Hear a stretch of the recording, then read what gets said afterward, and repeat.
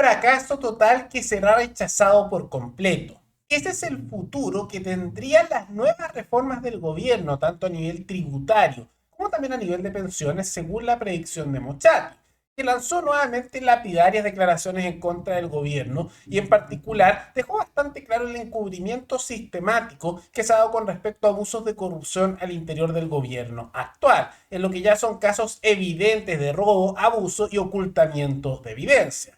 Todo eso lo vemos a continuación en medio además de un país cada vez más estancado, un alza de los precios en distintas áreas y como vamos a observar, cada vez más intentos de tapar lo evidente que es la corrupción sistemática que se da en el mundo político.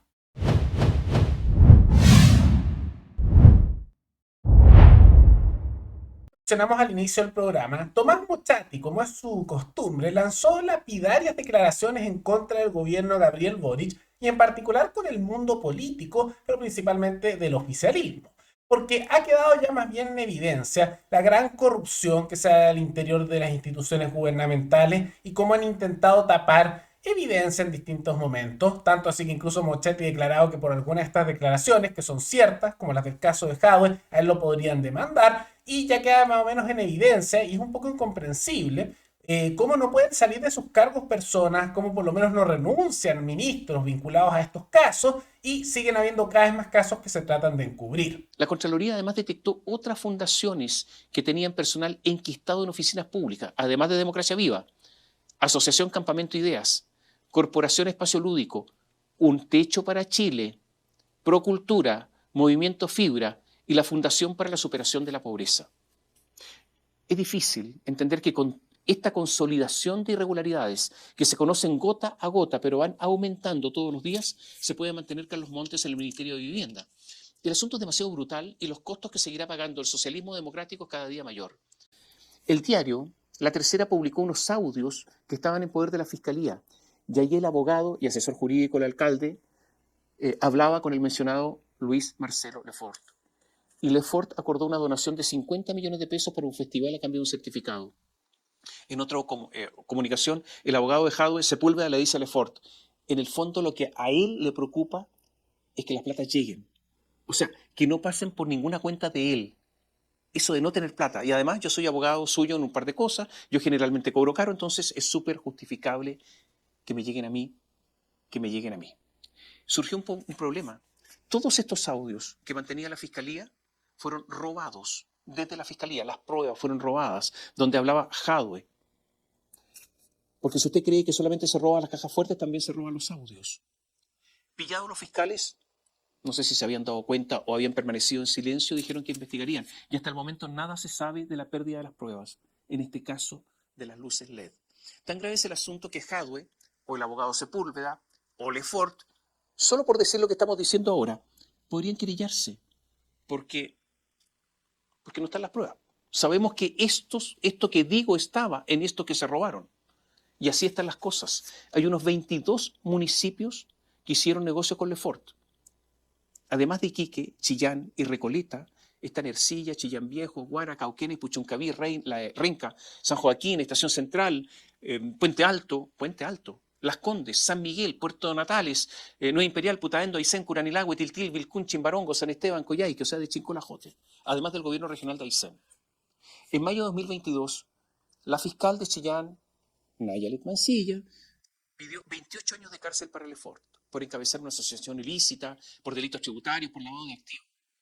Pero todo está sospechosamente detenido.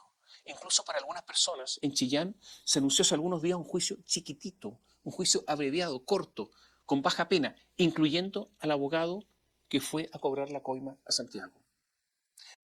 Podrá haber muchas visitas, extrañas visitas, de Sebastián Piñera a La Moneda, pero en estos temas no hay acuerdo porque la herida sigue abierta. No hay que ser muy inteligente para entender que esto tiene enormes efectos en la reforma tributaria y previsional. No hay agua en la piscina y el gobierno se paraliza cada día más. O sea, cada día más el gobierno se parece a una momia egipcia.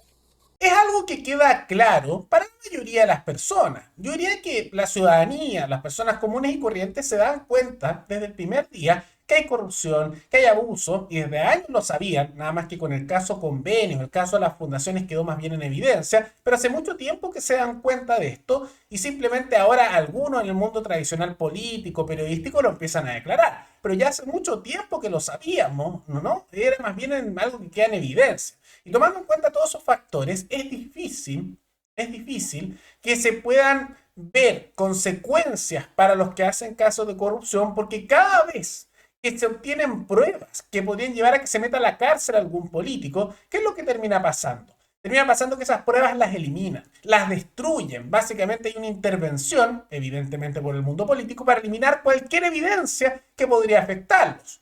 Uno es el caso que menciona Mochati de Daniel Jadwe, que cómo lo van a condenar de los casos de corrupción si que cuando encuentran pruebas como audios, por ejemplo, o documentos que acreditan que habría corrupción, después se pierden esas pruebas, que evidentemente hay corrupción en la Fiscalía y en el Poder Judicial y por intervención política se destruyeron las pruebas. ¿Cómo lo van a condenar? Después alguien puede decir, pero si eres corrupto. No, si no hay pruebas. ¿Cómo no las va a ver? No hay pruebas, simplemente porque las destruyeron, ¿no?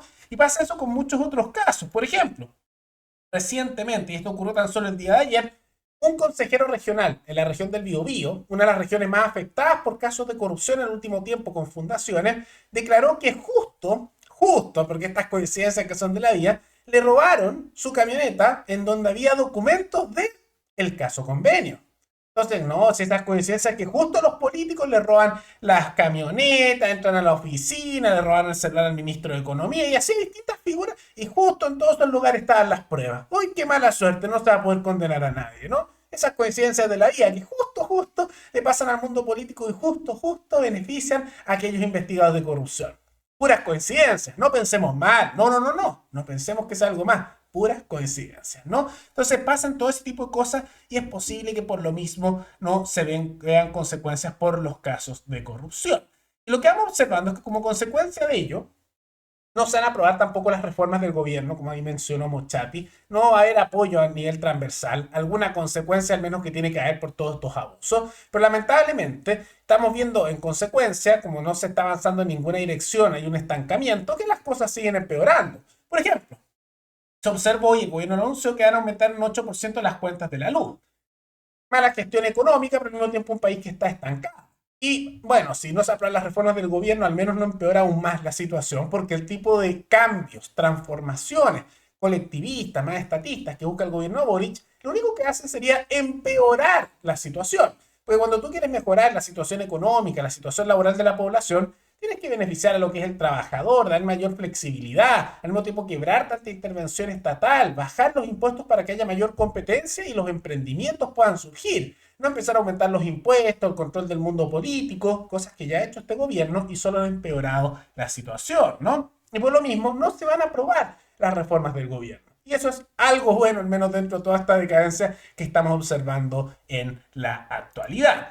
Y lo triste es que aunque surjan más casos y aunque se empiecen a revelar situaciones que ya todos sabíamos que eran evidentes, no va a haber consecuencias. Por ejemplo, ya desde el primer día, todos estábamos conscientes que Catalina Pérez, diputada del Frente Amplio, que nunca le echaron de Revolución Democrática, que nunca le echaron del Frente Amplio y que después de estar unas 2 semanas desaparecía con licencia, que eso suena como falsificación de licencia, pero nunca aquí le pasa nada a nadie los que mienten.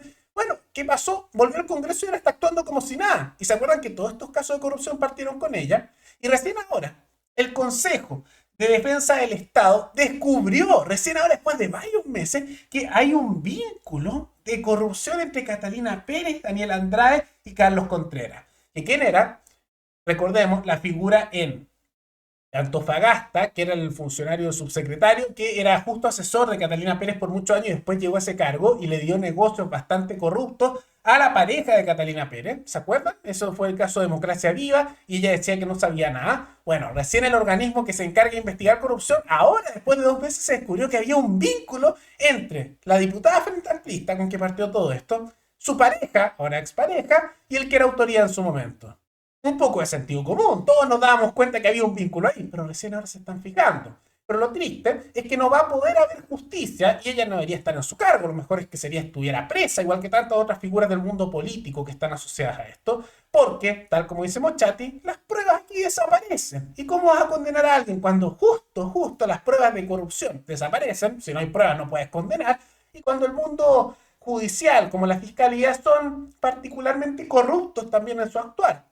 Si no hay un poder judicial realmente independiente, si no se quiebra el monopolio del Estado sobre la justicia, no va a haber sanciones para los corruptos, porque están todos vinculados. Y con lo que ha ocurrido en el pasado y sigue ocurriendo, se nota realmente así. Ahora, dentro de todo, para no verlo como algo solo tan negativo, está lo positivo de que van cayendo las reformas del gobierno, pero hay una que lamentablemente sigue avanzando y que esperemos pronto se pueda suprimir. Porque aunque ya se ve que no tiene mucho futuro la reforma tributaria, este nuevo pacto fiscal como le llaman, la reforma de pensiones, otra iniciativa que sí sigue avanzando y es peligrosa es la llamada Comisión contra la Desinformación. Y como vemos, esto igual tiene amplio rechazo en el Congreso, pero están tratando de pasar todo esto por decreto y como el Tribunal Constitucional está rellenado ahora por cargos nombrados a dedo por el gobierno de Boric, no les bajan ninguna normativa, ¿no? Es un tribunal que ni debería existir, sumamente politizado. Y dentro de eso, miren que la coincidencia es que dicha Comisión para la Desinformación, con personas nombradas a dedo por el gobierno y de universidades estatales, la mayoría, llegó a la conclusión de que las noticias falsas son principalmente aquellos que no son de izquierda. Ah, porque pues claro, ¿no? No, los que van mintiendo nunca son los de ese sector, son principalmente los de derecha o los que critican a la izquierda. Porque por supuesto, ¿no? El organismo, nombrado por un gobierno de izquierda, de puras instituciones estatales en su amplia mayoría, llegó a la conclusión de que los sectores gubernamentales siempre dicen la verdad y los otros mienten. Maravilloso, ¿no? ¿Quién suele esperar otra cosa distinta? Al final, como hemos mencionado, estos son simplemente el mecanismo para que después con estas conclusiones, que de realistas no tienen nada, pero conclusiones, lleguen con un proyecto al Congreso y digan, no, hay que censurar esto porque, miren, los expertos que nosotros nombramos a dedo nos dijeron que esto era así que bueno, tenemos que censurar, ¿no? Eso es lo que termina pasando. Pero bueno, esperemos que pueda caer al menos estos proyectos nuevos de censura que se están impulsando, igual como están cayendo las otras reformas. Y lo más lamentable de esto, a pesar de que caigan estas reformas estatistas del gobierno, es que no va a haber justicia con los corruptos a menos que la población tome en sus manos la decisión de aplastar estos abusos. De no ser así, bueno, tendremos que más o menos asumir, si es que la población no se organiza y no presiona con su propia voluntad y su acción contra el mundo político, que los políticos van a salirse con la suya como lo han hecho tantas veces en el pasado. Pero más allá de todo eso, ¿qué les parece estas conclusiones de Mochati que no se aprobarían las reformas de gobierno, como también estos nuevos casos de corrupción que siguen surgiendo?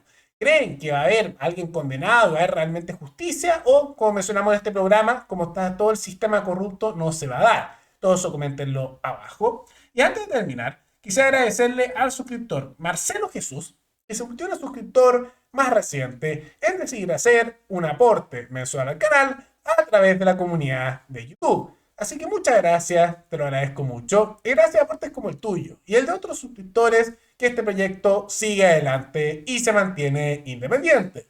Así que si alguno de ustedes quiere hacer un aporte voluntario único por Flow, o por criptomonedas, o un aporte mensual por Patreon, o por la comunidad de YouTube, pueden decidir hacerlo mirando el comentario que se encuentra fijado abajo. Y también pueden apoyar este programa comentando, dando like y compartiendo este video en sus redes sociales. Nos veremos en el siguiente programa. Hasta luego.